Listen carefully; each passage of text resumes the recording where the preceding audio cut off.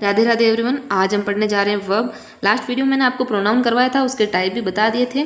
देखो वर्ब से बहुत सारे क्वेश्चन आते हैं। ये वर्ब आपकी बेसिक होनी चाहिए। टेंस पढ़ोगे आप, जो भी पढ़ोगे ना, सब में वर्ब का आपको पता होना चाहिए। अब देखो वर्ब तो आपने ऐसे पढ़ी होगी, हेल्पिंग वर्ब और मेन वर्ब, लेकिन वर्ब इससे भी ज़्यादा होती है। और कैसे होती है मैं आपको समझाती हूँ। देखो पहला सेंटेंस देखो, यहाँ पे क्या लिखा हुआ है, सी ईट्स फूड। अब वर्ब का मतलब सीधी सी बात है क्रिया है। क्रिया मतलब काम करना। तो आप याद रखो, काम कर रहा है उसी को क्या बोलते हैं सॉरी, वर्ब बोलते हैं। देखो सी ईट्स फूड, भाई काम क्या कर रही है, वो खाना खा रही है ना, खाने का काम कर रही है। तो यहाँ पे वर्ब क्या है, ईट्स है। अगला देखो कितने टाइप की वर्ब होती है ये देखना है। पहला है स्टेटिव वर्ब। ये देखो स्टेटिव का मतलब क्या है, जो चेंज नहीं होगी, यानी स्थिर होती है इसमें अवस्था, चेंज नहीं होगी, इसमें स्थिर अवस्था है। देखो क्या क्या आएगा इसमें स्थिर अवस्था में, फीलिंग्स है, किसी की फीलिंग्स आ जाएगी ना, उसमें वर्ब चेंज नहीं होगी। अब देखो मैं समझाती हूँ, आप समझे नहीं होंगे किस टाइप से चेंज नहीं होगी। यहाँ पे देखो मैंने क्या लिखा है, सी ड्रिंक, ड्रिंक्स वाटर। देखो मेन वर्ब क्या है इसमें, ड्रिंक्स होती है क्या, नहीं, मेन वर्ब क्या होती है, ड्रिंक। ड्रिंक यानी पीना होती है। तो देखो हमने एस क्यों जोड़ा भाई इसमें, क्यों जोड़ा, क्योंकि ये सिंपल सेंटेंस है, इसमें डज जुड़ा हुआ है। ये मैं आपको टेंस में समझाऊंगी। डज जुड़ता है ना तो एस हो जाता है। तो ये ड्रिंक्स है, यानी ये वर्ब तो चेंज हो गई ना, रियल चेंज क्या होगा इसमें, ये ड्रिंक है, यहाँ पे ड्रिंक थोड़ी रहा है, एस जुड़ गया है ना। तो जो चेंज हो जाती है उसको स्टेटिव वर्ब नहीं बोलते, लेकिन जो सेम की सेम ही रह जाती है उसे बोलते हैं स्टेटिव वर्ब।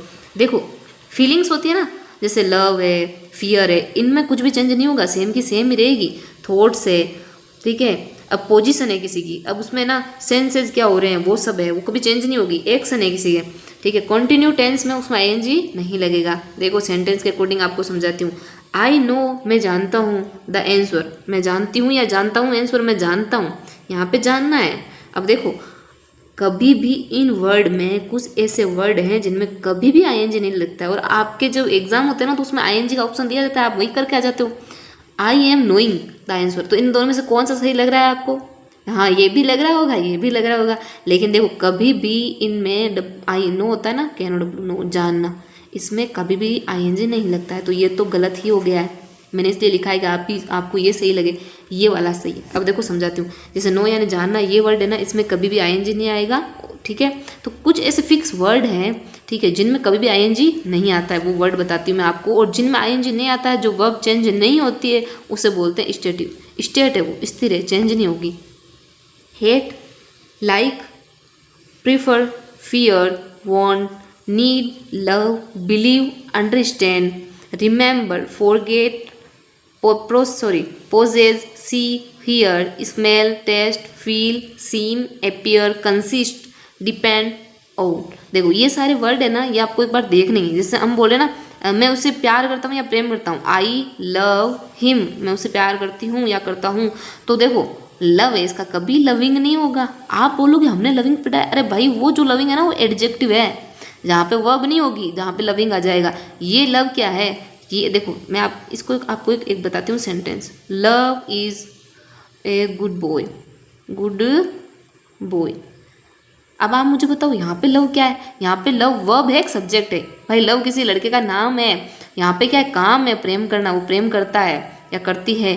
तो ये तो क्या हो गया, सब्जेक्ट हो गया, और ये क्या होगी, वर्ब होगी। समझ में आया, यहाँ पे प्रेम करना है, यहाँ पे किसी का नाम दिया हुआ है, तो ये सब्जेक्ट है। देखो ट्रांजिटिव और इंट्रांजिटिव, सकर्मक अकर्मक हिंदी में पढ़ा होगा ना आपने, वही है इंग्लिश में, ट्रांजिटिव और इंट्रांजिटिव। मैं बताती हूँ किस तरह से होगा ये। ट्रांजिटिव वर्ब में क्या होगा, सब्जेक्ट भी आएगा, वर्ब भी आएगी, और साथ में ऑब्जेक्ट आएगा। भाई सीधी सी बात है, जहाँ पे साथ में ऑब्जेक्ट आ जाए ना, ठीक है, वो क्या होगी, ट्रांजिटिव। और जिसमें ऑब्जेक्ट नहीं आता है ना, वो क्या हो जाएगा, इंट्रांजिटिव। देखो यहाँ पे ही रीड्स ए बुक। अब देखो जहाँ पे क्या का जवाब मिल जाए ना आपको, क्या, वोट, वो सब ट्रांजिटिव है। देखो सी रीड्स बुक, वो क्या पढ़ता है, मैं आपको पूछूं क्या पढ़ता है, क्या उत्तर आ रहा है आपके पास, किताब पढ़ता है। क्या पढ़ता है, किताब, ए बुक। उत्तर आया कि नहीं, आ गया ना, जिसमें उत्तर आ जाए वो क्या है, ट्रांजिटिव है। समझ में आ गया होगा ना आपको। अगला देखो इंट्रांजिटिव, जिसमें सब्जेक्ट और वर्ब है, यहाँ पे भाई क्या नहीं होगा साथ में, यहाँ पे ऑब्जेक्ट नहीं होगा, जिसमें क्या का उत्तर नहीं आएगा। देखो सी स्लिप्स, मैं आपको पूछूं स्लिप्स, अब जोड़ो देखें, ही स्लिप्स, वो क्या सोता है, भाई मैं लगा दूँ वो क्या सोता है, उत्तर आ रहा है क्या, नहीं आ रहा है ना।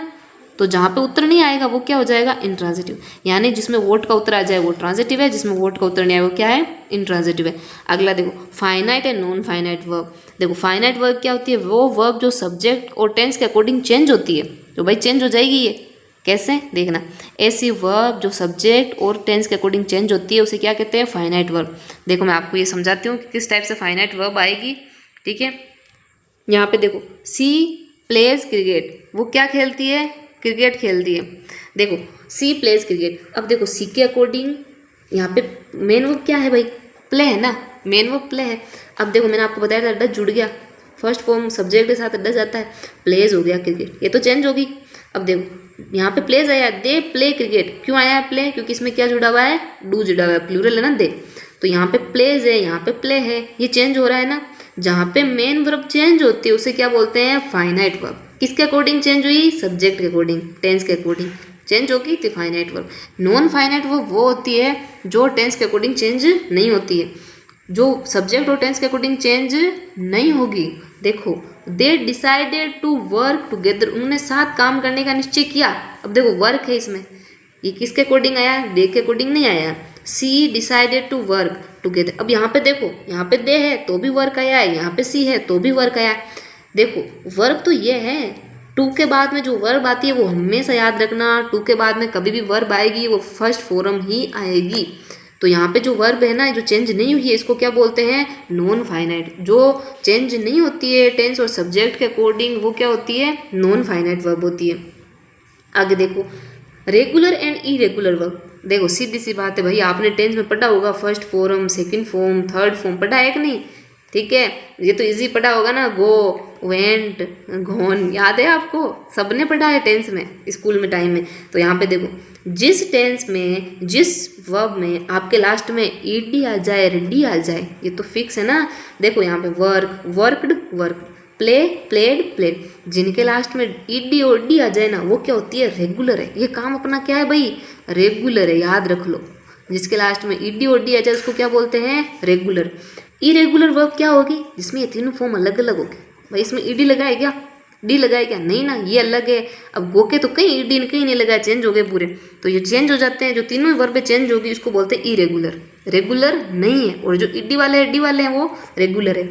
यहाँ पे देखो इरेगुलर क्या होगी, इसमें कोई फिक्स रूल नहीं है। ईट, एट, इटन, तीनों फॉर्म अलग अलग होगी और कोई रूल नहीं है कैसे बनेगी, इसको क्या बोलते हैं, इरेगुलर। आई होप आपको समझ में आ गया होगा। रेगुलर में ईडी और डी आता है, जबकि इरेगुलर में ईट, एट और इटन तीनों फॉर्म ही अलग टाइप से आती है। Thank you guys, subscribe my channel.